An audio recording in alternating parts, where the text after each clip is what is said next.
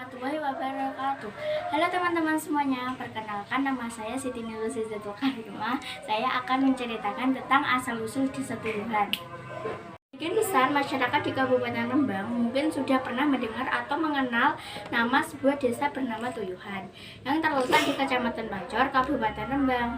Bahkan mungkin sebagian besar sudah pernah masuk ke kawasan tersebut karena memang desa Tuyuhan terkenal dengan masakan khasnya yaitu lontong tuyuh. Sebagian besar masyarakat di Kabupaten Rembang mungkin sudah pernah mendengar atau mengenal nama sebuah desa bernama Tuyuhan yang terletak di Kecamatan Bacor, Kabupaten Rembang. Bahkan mungkin sebagian besar sudah pernah masuk ke kawasan tersebut karena memang desa Tuyuhan terkenal dengan masakan khasnya yaitu lontong tuyuhan. Lalu bagaimana asal-usul nama desa Tuyuhan itu ditetapkan? Jika ingin tahu, berikut ceritanya. Kisaran tahun 1734, datanglah seorang lelaki dari Lasem bernama Eyang Jumali. Eyang Jumali merupakan salah satu keturunan Eyang Samin. Makamnya kita ketahui berada di lingkungan Masjid Agung Lasem. Adapun maksud dan tujuan Eyang Jumali datang ke tempat yang baru yang masih berupa hutan pada saat itu untuk mendirikan sebuah perkampungan jika keinginan telah terwujud. Selanjutnya ingin mendirikan tempat padepokan guna menyebarkan agama Islam. Karena itu dalam perjalanannya setelah memperoleh sebuah tempat ingin mendirikan tempat padepokan guna menyebarkan agama Islam.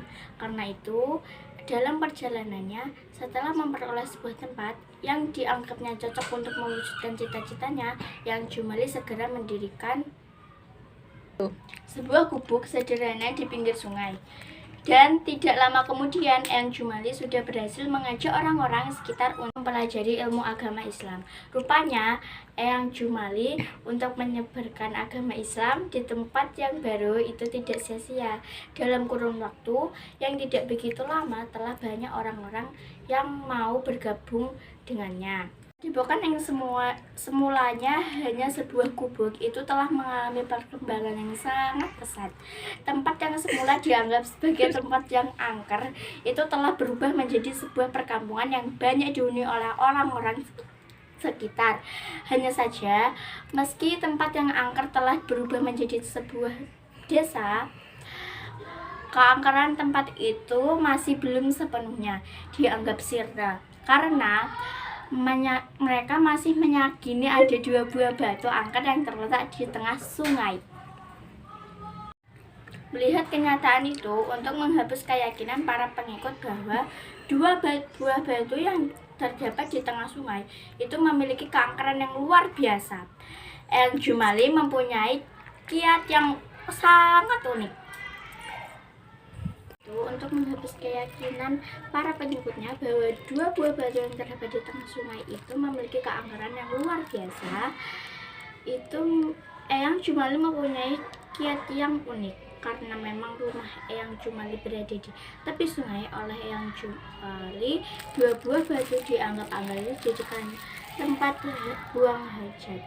Besar batu itu dinamakan yaitu Watu Kanggo Panggonan Wuyuhan. Setiap harinya Eyang Jumali membuang hajatnya di dua batu tersebut, baik hajat besar maupun hajat kecil, selalu berada di atas dua buah batu tersebut. Yang dianggap angker di tengah sungai tersebut. Rupanya, upaya Eyang Jumali untuk menghilangkan keyakinan warganya dari keangkeran dua batu di tengah sungai tersebut berhasil juga. Lama-kelamaan, kepercayaan warga tentang keangkeran batu tersebut mulai hilang. Dan untuk mengenang jasa Eyang Jumali setelah padepokan tersebut berubah menjadi sebuah perkampungan tersebut dinamakan Tuyuhan, berasal dari kata watu kanggo panggonan wuyuhan. Upaya Eyang Jumali untuk menghilangkan keyakinan warga dari keangkeran dua batu di tengah sungai tersebut berhasil juga. Lama-kelamaan kepercayaan warga tengah keangkeran batu tersebut mulai hilang. Dan untuk mengenang jasa Eyang Jumali setelah padepokan tersebut berubah menjadi sebuah perkampungan yang ramai. Perkampungan tersebut dinamakan Desa Tuyuhan, berasal dari kata watu kanggo panggonan Atas kebenaran cerita ini, kedua buah batu tersebut hingga kini masih ada dan dapat kita saksikan keberadaannya. Kini padepokan milik Eyang Jumali tersebut telah berubah menjadi sebuah pesantren yang dipimpin oleh seorang ulama bernama Kiai Ahmadi. Adapun urutan-urutan nasab Eyang Jumali hingga Kiai Ahmadi sebagai berikut. Eyang Jumali mempunyai seorang putri bernama Nyai Rodilah. Selanjutnya Nyai Rodilah mempunyai seorang putra bernama Kiai Abdul Rahman.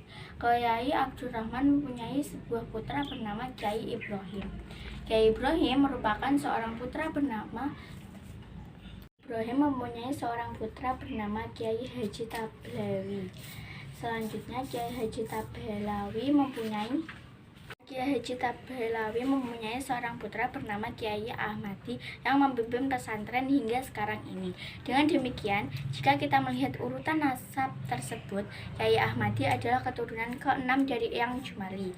Tentang keberadaan Eyang Jumali sebagai tokoh penyebar agama Islam, selain beliau memiliki ilmu agama yang luas, beliau juga memiliki keampuhan lain yang tidak dimiliki oleh sembarang orang, antara lain.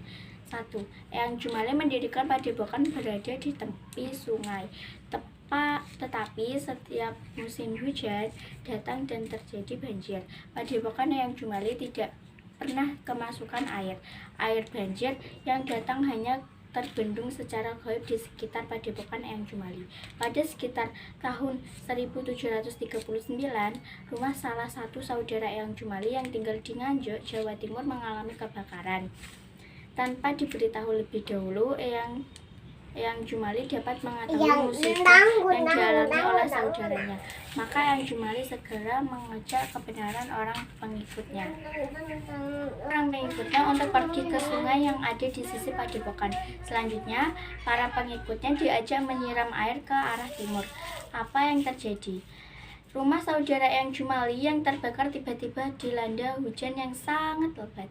Padahal pada saat itu sedang musim kemarau. Api yang membakar rumah saudaranya itu akhirnya